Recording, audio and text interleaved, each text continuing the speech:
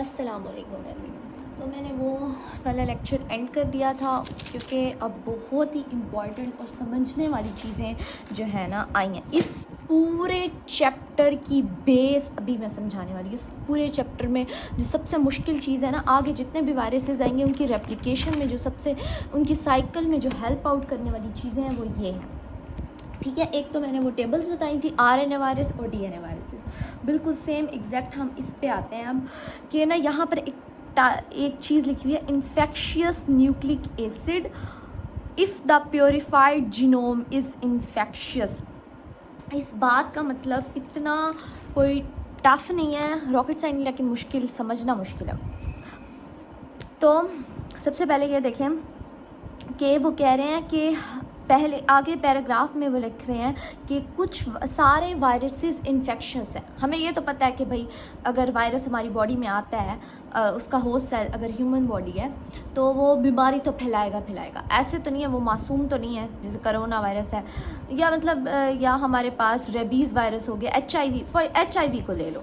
HIV virus आया किसी की बॉडी में और उसने बीमारी ना की, बंदे को कुछ हुआ ही नहीं, ऐसा तो नहीं है।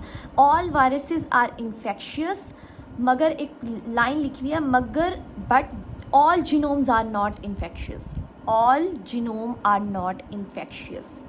इस बात का मतलब उस टेबल से आप देखो, मैं आपको बताती हूँ। हमने पढ़े DNA वायरसेस और RNA वायरसेस। ठीक है, DNA में हमने देखे सारे डबल स्टैंडर्ड है सवाए एक के, जो कि पॉक्स वायरस है। अच्छा, फिर मैंने आपको वहीं पर ये बात बताई, जो ये पॉक्स वायरस है इसकी रेप्लिकेशन ये अपने आप को जो डिवाइड करता है वो साइटोप्लाज्म में करता है, वाहिद ये है। और बाकी तमाम किस में करते हैं? न्यूक्लियस में करते हैं। ठीक है, न्यूक्लियस में करते हैं अपनी रेप्लिकेशन।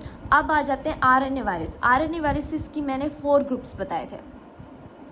ठीक है, 4 ग्रुप्स बताए थे। उन 4 ग्रुप्स में मैंने कहा था पॉजिटिव पोलैरिटी वाले या पॉजिटिव सेंस कहते हैं, ठीक है, और नेगेटिव पोलैरिटी वाले या नेगेटिव सेंस कहेंगे। ठीक है, और हमारे पास हमने रिट्रो को अलग कर लिया था, HIV वालों को अलग कर लिया था, और उसको अलग कर लिया था, क्या नाम है, रियो वायरस अलग और रिट्रो अलग और रियो वायरस अलग। ठीक है, इन सारों को अलग कर लिया था।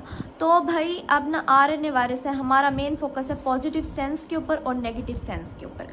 कौन से पॉजिटिव सेंस होते हैं और कौन से नेगेटिव सेंस होते हैं। ठीक है, अच्छा, अब ना हमने ये देखा हुआ है, हमने ये पढ़ा हुआ है, जब भी प्रोटीन साइंथिसिस में हमारी बॉडी में, मैं अपनी बॉडी की बात कर रही हूँ, ह्यूमन की बात कर रही हूँ, ह्यूमन साइंथिसिस में जब कोई प्रोटीन बननी होती है तो क्या होता है? पहले DNA है हमारी बॉडी में, तो DNA होता है ना, DNA होता है, उसमें एक पॉजिटिव होता है स्ट्रैंड और एक नेगेटिव। पॉजिटिव और नेगेटिव का क्या मतलब?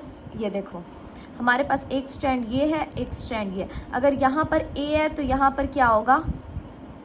थायामीन होगा। इसके उलट मतलब ये इसके कॉम्प्लीमेंट्री है। अगर यहाँ पर साइटोसिन होगा तो इधर क्या होगा? गुआनिन। इसके उलट कॉम्प्लीमेंट्री। फिर हमारी बॉडी में RNA से क्या बनता है? मैसेंजर RNA बनता है। पॉजिटिव जो होता है ना वो होता है मैसेंजर RNA बनेगा। ठीक है, मैसेंजर RNA जाता है राइबोसोम्स के ऊपर। राइबोसोम क्या करती है? पॉलीपेप्टाइड बनाती है। पॉलीपेप्टाइड से क्या बनती है? प्रोटीन्स बनती हैं। सेम एग्जैक्ट वायरल के केस में हो रहा है, वायरस में हो रहा है। हमने क्योंकि वायरस की हमने पढ़ा, अब ना आप यहाँ पर आ जाओ। वायरस के हमने 2 स्टेप्स पढ़ लिए थे। क्या हमने कहा? फॉर एग्जांपल ये वायरस है, ठीक है, इसमें क्या है? इसका जीनोम पढ़ा हुआ है। ठीक है, अब उसने ह्यूमन सेल को ऊपर आया, अटैचमेंट हुई, फिर उसने पेनिट्रेट किया, अपना जीनोम पेनिट्रेट कर लिया। ठीक है, ये वायरल जीनोम आ गया है हमारी बॉडी में। अब होगा क्या? इस वायरल जीनोम ने क्या बनाना है? अपना मैसेंजर RNA बनाना है। मैसेंजर RNA से उसने अपनी प्रोटीन्स बनानी है।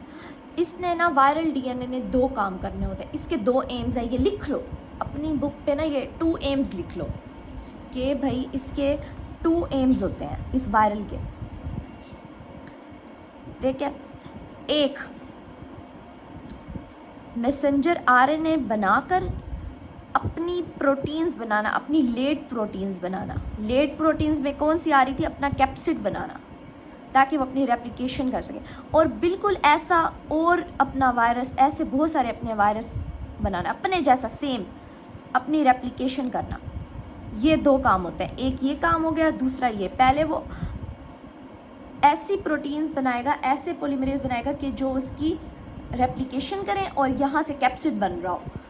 मैसेंजर आरएनए ऐसी प्रोटीन्स बनाएगा जो कैप्सिड बनाएगा, फिर ये वाला आरएनए, ये वाला जो अपना जीनोम इसमें पुट करेगा और यहाँ से निकल जाएगा। एक बार फिर सुन लो ये साइकिल।